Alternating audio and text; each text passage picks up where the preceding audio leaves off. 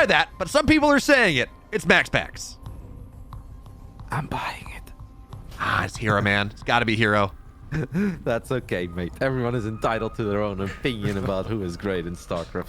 In the bottom left side of Royal Blood, we are looking at the main base of our Ukrainian Zerg. It is amazing to have him back. He still looked good in the qualifiers, and he has been playing a couple of ladder games recently. And we already have one of the drones leaving town. This is Bly.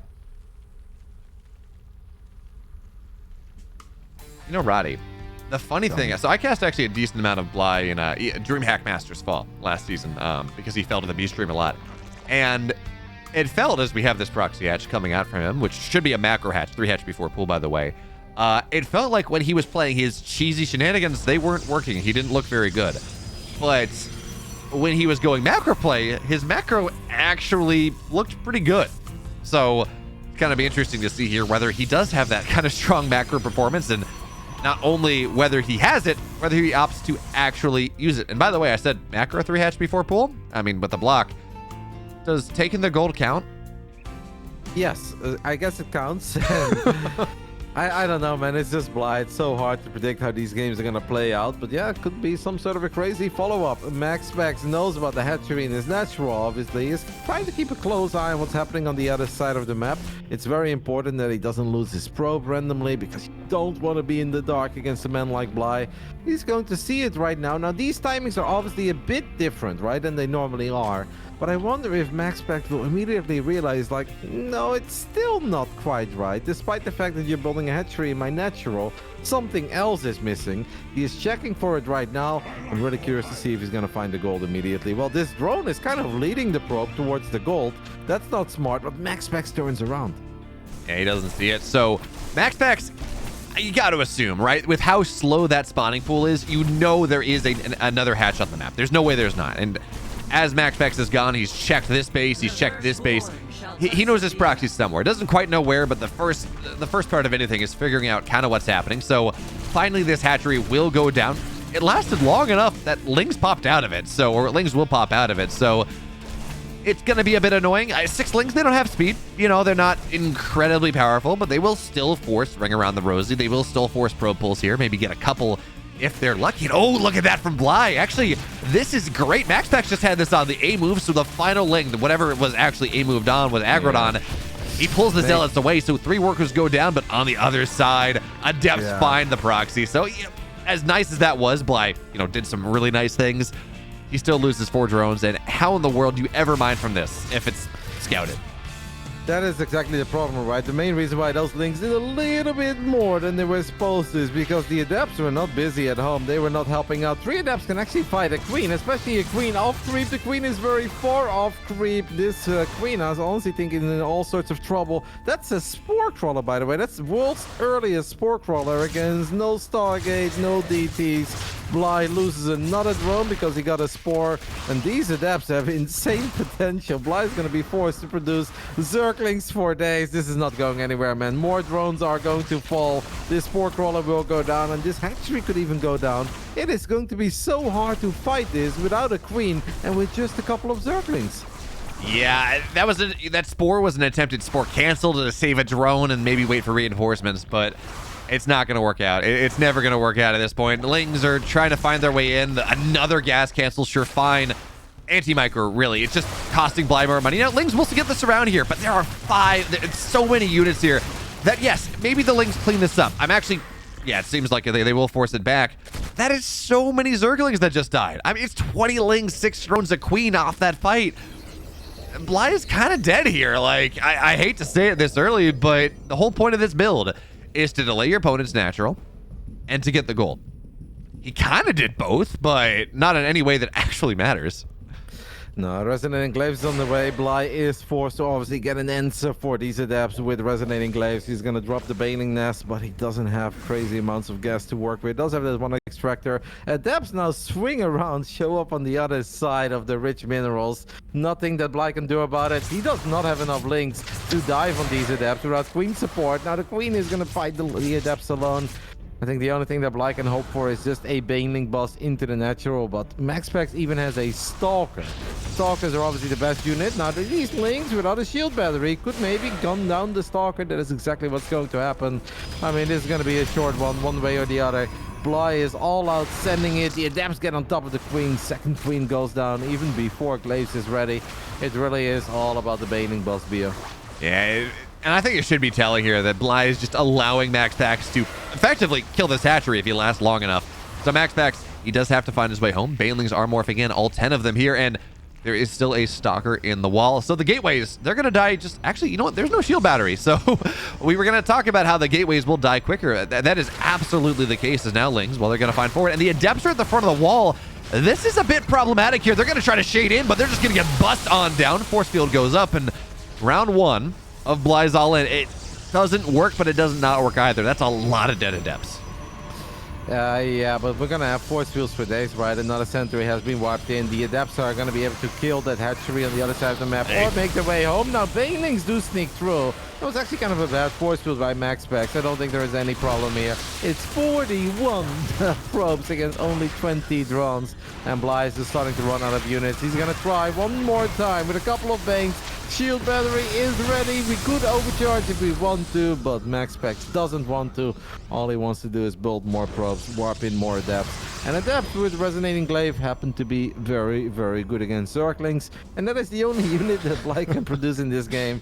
It's ultra over, BO. It was fun. It was cool while it lasted, but MaxPax too good, game sense too high, scouting too perfect, and all the reactions. Besides that one force field, we're totally fine on the side of the Prince. Hey, Roddy, just so we're clear, Bly can build drones, and he can build overlords, and he can build queens, so it's not the only thing that he can build, but point well taken. So the Adepts in the natural here, even with Banes, I mean, I guess if you shade on top of the Banes, that's going to be awkward. But MaxPax, he's going to have the splits here. A couple of Adepts are going to go down, and actually, hey, you know, better mainly shots than I thought they would, but even still. Lings are going down, Queens are dead, more warp-ins, Lings are caught halfway across the map, and Bly, you're right, it's a fun build. Unfortunately, it's not a fun ending for Bly fans. MaxPax goes up 1. That Adept attack went about as poorly as it could, and it was still a success, which really says how everything else went in the game.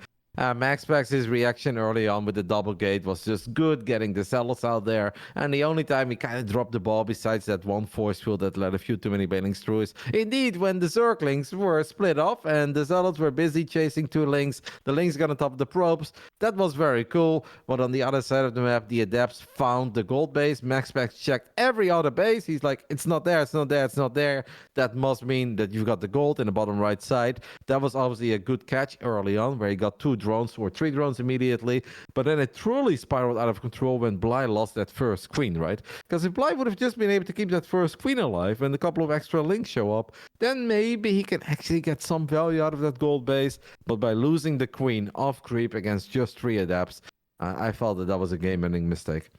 Yeah, I wonder, I really want to know what Bly was attempting with that build. Obviously, I think we can assume it was not a Lingbane bust. It was not something like that. That was a kind of reaction to, I need to salvage what I can find to make sure, because I'm very much out of this game. Maybe some sort of roach pressure or something. I don't know. I would have loved to find out, but what I can tell you is that we have Babylon for map 2, and there is no gold base on Babylon, so we don't get to figure out whatever Bly had in store for us. It's very sad. No gold base, no rich Vespian guys are lame. What can we even expect here, BO? What are we going to get excited over? No, we'll find out. Bly obviously is capable of playing a normal game as well, but then it's like normal game with an asterisk, where we're not going to go double Evo and Hive. It's a normal game where we're going to do something at one point a little bit different, and then we're going to try to catch our opponent off guard. We can also just get more proxy hatcheries, because that is what he does best. It is just very hard to break the man that some people indeed call the best Protoss player in the world.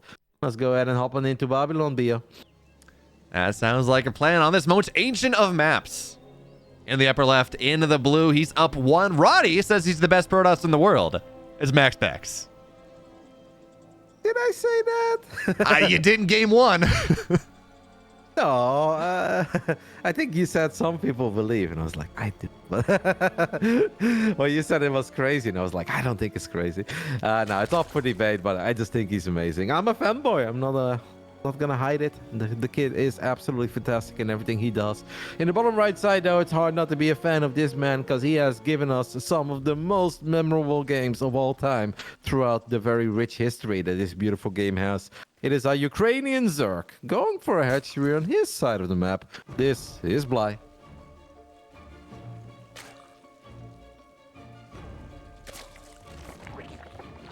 So I'm a bit disappointed, Roddy. If we don't have a hatch on the other side of the map, what even are we doing in this game? Quick lair, quick muda, link drop, roach all in. I don't know. Bly can still entertain us, mate, even when the hatcheries are on his side of the map. He's crazy. He's done this before. He knows what he's doing. And I'm sure that MaxPax is obviously very familiar with Bly. Like, they may have been ultra active at different eras, right? MaxPax kind of started rising through the ranks when Bly stopped playing a whole lot more. But obviously, a lot of these kids are fans of the game first. They watch a lot of competitive StarCraft, then they keep on playing, then they get a whole lot better, then they start duking it out with the pros instead. So MaxPax is obviously very well aware of the player that Bly is. How cool is it, by the way, that we are in an era where it's not, okay, people that started playing, I mean, there are still those players that started playing with the start of the game, so our fans are pro players because they got really good at the game versus people that started playing the game because they loved watching the game. And they became fans of the esport, and maybe that's why they started to play the game and then move on and become pros. A second generation, third generation, as it's were. And not a lot of esports have that. That's pretty special. Yeah, I think it's a whole lot more than second generation. Oh, I don't fair. even know which generation we are right now. All I know is that I'm a dinosaur, mate. Everybody get on the floor. Somebody block my dinosaur? I don't know the floor meme. What is the floor meme? Song reference that I'm sure I'm botching the lyrics to. It's fine. What is not fine, though, is the lifespan of these lings, as one of them will go down and dodges the second looking for that scout. What does Bly see right now? Well, actually, he sees everything because the ling gets into the main, and that's pretty nice. He sees the exact timing on the Twilight.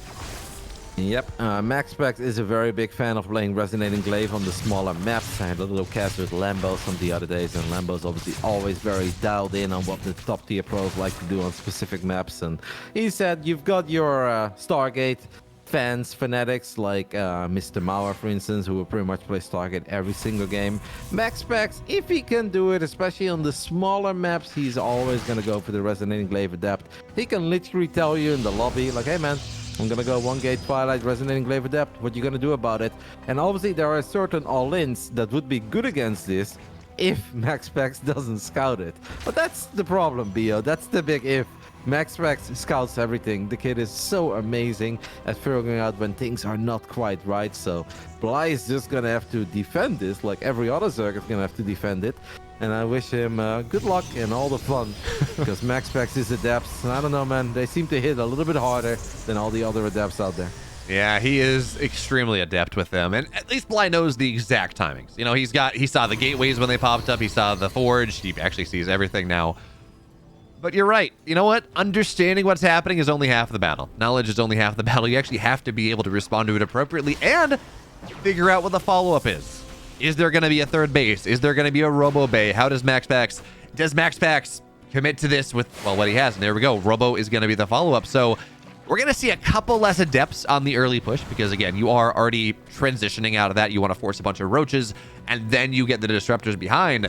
So maybe Bly's going to be happy about this. You know, it means that he's not going to have 25 adepts into his main natural and third at the same time. Maybe not quite as quickly. I don't know, so far so good for Bly, right? He's on 38 drones. He's actually going to get on top of these adepts. Very solid start here for Bly. Like, this is the kind of start that, you know, some of the top tier Zergs in the world would sign for any day of the week against MaxPax, as MaxPax is trying to shade a couple of adepts into that old school, well, natural third base at this point. Bly is so confident that he's willing to chase these adepts all the way to the center. His roach count is high. The only downside here is obviously we don't have a lair. Bly is still making units.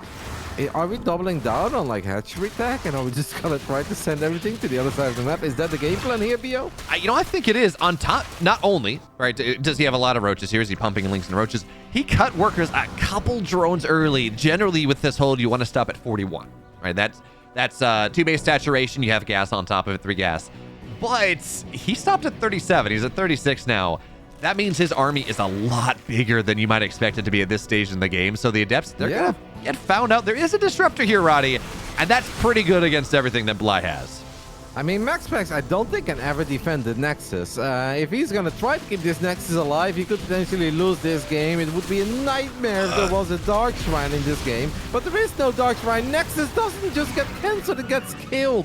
Bly actually puts himself in an amazing spot. From here on out, he can drone, he can go up to a lair. He makes 10 drones exactly, so that is what we are going to do. Well, I mean, are you not entertained, Bio? As we do have a couple of Novas flying forward. First one is good, second one will not go off.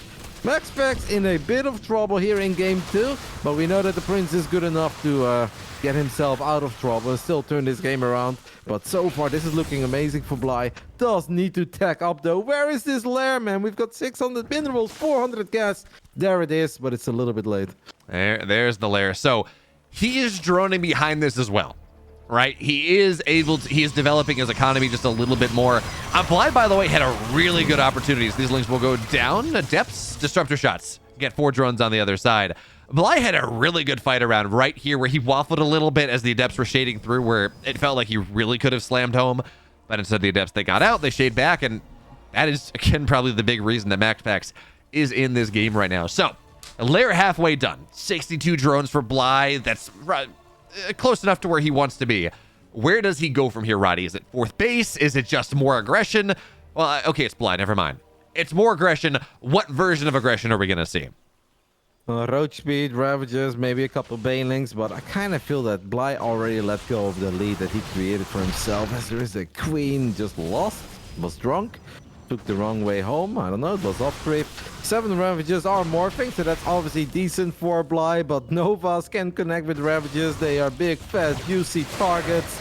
We are going to shade a couple of Adepts forward on the side of MaxPax. Triple Disruptor is a problem here, especially for all these Ravages. It's going to be hard to get on top of it, and that Nova will connect. There is another Nova. As MaxPax would say, there is more where that came from. Bly just really let go of the lead by donating all these links on the other side of the map, letting MaxPax expand as he now tries to get on top of the Disruptors. Does find the first one and almost gets the second one, so Bly's still in it, but there are so many Adepts in his main base. And I feel with every second that goes by, Bly's in more and more trouble as these Novas are picture perfect. 1-2 KO punch. And suddenly MaxPax looks like he is moments away from maybe closing out this game. Yeah, apparently we signed up for an MKN game when we started watching this. Those are massive disruptor shots, and the supply actually doesn't really tell the tale of the story here, right? It's 101 versus 101, but the value that MaxPax has out of his supply at this point, he's got Blink, he's got Stalkers, +1s on the way, Charge getting done, adding in Immortals, he's got Disruptors, everything that he has just fights so well against what Bly has, and Bly's got a chunky army. Sure, he's got roaches. He's up 14 army supply. That's an army that ages out so fast, Roddy. Yeah, it's a real shame. Bly did so good initially against the Adepts. Got himself in such a lovely spot. Obviously, slightly different than we see Zergs normally do it, but it doesn't matter. He got a kill on the Nexus, and all he had to do, I kind of feel like, was just defend or drone up a bit quicker, fire up the lair a bit quicker, and try to deny that 3rd base. But he kind of just went back, droned up late lair, Aiden over to the face, and then he sent links only to get another cancel on the Nexus, but he just sent them straight into the meat grinder because 20 Adepts were waiting for those Zerglings, and that really is all the momentum that MaxPax needs. And we all know that MaxPax is the man who plays a lot more, has much better results at the moment than Bly. Bly looked really good here for the first 5-6 minutes, and the spot that he got himself in, if you put Zero or Raynor or Dark or whoever in that spot, the Zerg will pretty much always win. Unfortunately, Bly is not quite at the level of these guys. MaxPax firing Nova after Nova. And, well, we've seen a couple of very big explosions these games, Dio. Yeah, we certainly have. And, well, I mean, Bly is trying to hold on. I do like the idea of burrow and burrow movement on the roaches. That is absolutely a Bly staple, but it is far too little and far too late as the Stalkers forms force fields of their own. The roaches will fall. Bly taps out. And MaxPax, I think much